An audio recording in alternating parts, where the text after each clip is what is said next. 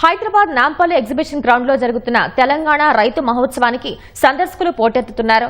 వ్యవసాయ శాఖ సహకారంతో ఏర్పాటు చేసిన సేంద్రియ మేళాకు తెలుగు రాష్ట్రాల రైతులు, ఔత్సాహిక పారిశ్రామికవేత్తలు, అంకుర కేంద్రాల వ్యవస్థాపకులు, యువత, విద్యార్థులు తరలివస్తున్నారు.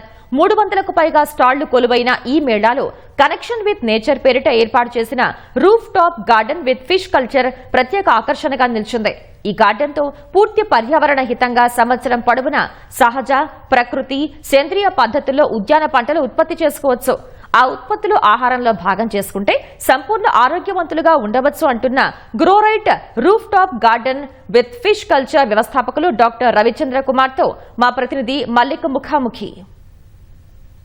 నగర సేద్యం కొత్త పొంతలు దక్కుతుంది. ఇటీవల కాలంలో హైదరాబాద్ లాంటి జంట నగరాల్లో, ప్రత్యేకించి మహానగరాలు, పట్టణాల్లో కూడా ఈ యొక్క సంస్కృతి బాగా పెరిగిపోతుంది. రసాయన అవశేషాలు లేని కూరగాయలు, ఆకుకూరలు పండించుకునేందుకు ఇంటి యజమానులు మొగ్గు చూపుతున్నారు. ఇటీవల కాలంలో సాంకేతికత కూడా ఈ నగర సేద్యంలో సూచించబడుతుంది. ప్రత్యేకించి roof top garden with fish culture అనే సంస్కృతి కూడా హైదరాబాద్లో ఇటీవల కాలం మొదలైంది. దీనికి సంబంధించి మరిన్ని వివరాలు అడిగి తెలుసుకుందాం. ప్రస్తుతం మనతో ఆ యొక్క స్టార్టప్ వ్యవస్థాపకులు రవిచంద్ర ఉన్నారు. సార్ చెప్పండి, ఈ యొక్క fish culture with terrace garden ఏంటి అనుసంధానం చేశారు? ఈ యొక్క ప్రత్యేకతలు ఏంటి? నమస్కారం అండి. Fish culture with roof top garden అంటే మిద్దె పైన పంట, నా కంటి ముందు పండే న్యాచురల్ పంట ఇది. ఈ ఫిష్ వాటర్ ఏదైతే ఉందో, ఈ ఫిష్ వాటర్ వీటికి డ్రిప్ ద్వారా వెళ్ళి ఈ మొక్కలు, మనం కూరగాయలన్నిటికీ కూడా వాటికి కావలసిన పోషక పదార్థాలు నిరంతరము 365 రోజులు వీటికి సప్లై చేయబడటం వల్ల చక్కటి కాయగూరలు, ఆకుకూరలు, కొన్ని రకాల గ్రాఫ్టెడ్ ఫ్రూట్ ప్లాంట్స్, అలాగే మెడిసినల్ ప్లాంట్స్, అనేక రకాల ఇతర దేశాలకు సంబంధించిన కాయగూరలు, ఆకుకూరలు కూడా ఇందులో చక్కగా పండించుకోవచ్చు. ఈ టెర్రస్ గార్డెన్కి అనుసంధానంగా ఫిష్ కల్చర్ అనేది ఒక టెక్నాలజీ ప్రారంభించారు మీరు. దాని యొక్క ఆవిష్కరణకు దారితీసిన పరిస్థితులు ఏంటి? దాన్ని ఎలా మీరు ప్రజలకు తీసుకెళ్తున్నారు? మొట్టమొదట మీకు అనేక సార్లు చెప్పాను, ఈ fish culture with roof top garden అనేది నా ఆరోగ్యం కోసం, నా కోసం నేను పెట్టుకోవడం జరిగింది. దాన్ని అంచెలంచెలుగా డెవలప్ చేసుకుంటూ ఈ మిద్దె పైన న్యూట్రిషన్ ప్రాబ్లం లేకుండా ఉండటం కోసం చేపలను ఏర్పాటు చేసి వీటి నీటిని నిరంతరం ఇవ్వటం ద్వారాగా చక్కటి పంటలు రావటం వల్ల ఈ విధానాన్ని నేను రూపొందించడం జరిగింది. నేను ఓవర్ వెయిట్ ఉండేవాడిని, అలాగే థైరాయిడ్ ప్రాబ్లం ఉండేది, నాకు హై థైరాయిడ్ ఉండేది.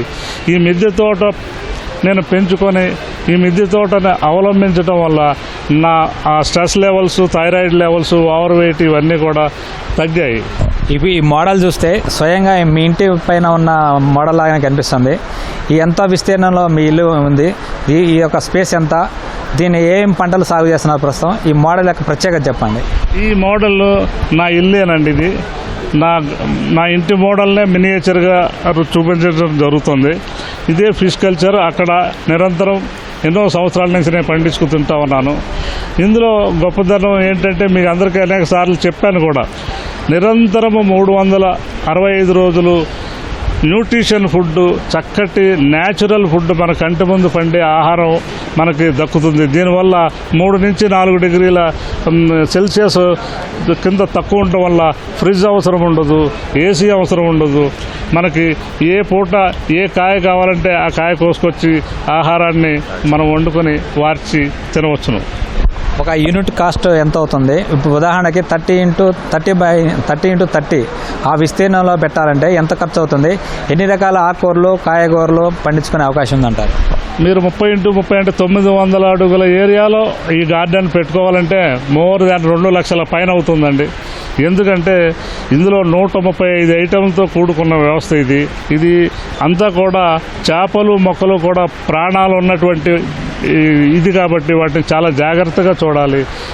మనం మానిటరింగ్ కూడా ఎప్పుడూ చేసుకుంటూ ఉండాలి నిరంతరం. ఇందులో అన్ని రకాల కాయగూరలు, ఆకుకూరలు, అలాగే కొన్ని రకాల గ్రాఫ్టెడ్ ఫ్రూట్స్, మెడిసినల్ ప్లాంట్స్, అలాగే పువ్వులు, మీ ఇష్టం వచ్చింది ఏదైనా పండించుకోవచ్చు మీకు కనుక ఇంకా పెద్ద మిద్దె కనుక ఉంటే. అంటే ప్రత్యేకించి ఇటీవల కాలంలో వస్తున్న వాతావరణ మార్పులు, అధిక శాతం ప్రజలు కూడా స్వచ్ఛమైన కూరగాయలు తినాలని ఆసక్తి చూపిస్తున్నారు. ఆ క్రమంలో మీరు ఇచ్చే సూచనలు ఏంటి? మీరు అందిస్తున్న సేవలు ఏంటి?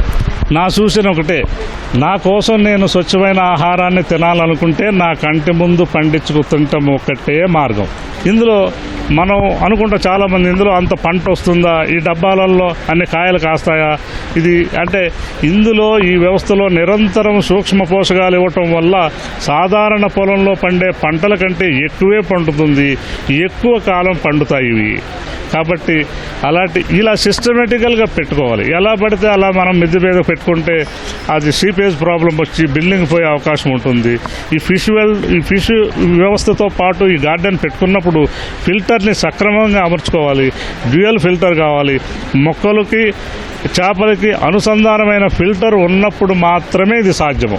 రూఫ్ గార్డెన్ ద్వారా ఆరోగ్యకరమైన పంటలు పండించుకొని ఆరోగ్యకరమైన నాణ్యమైన రసాయన అవశేషాలు లేని కూరగాయలు ఆకుకూరలు పండించుకొని తింటే మంచి ఆరోగ్యవంతంగా ఉండవచ్చని చెప్తున్నారు.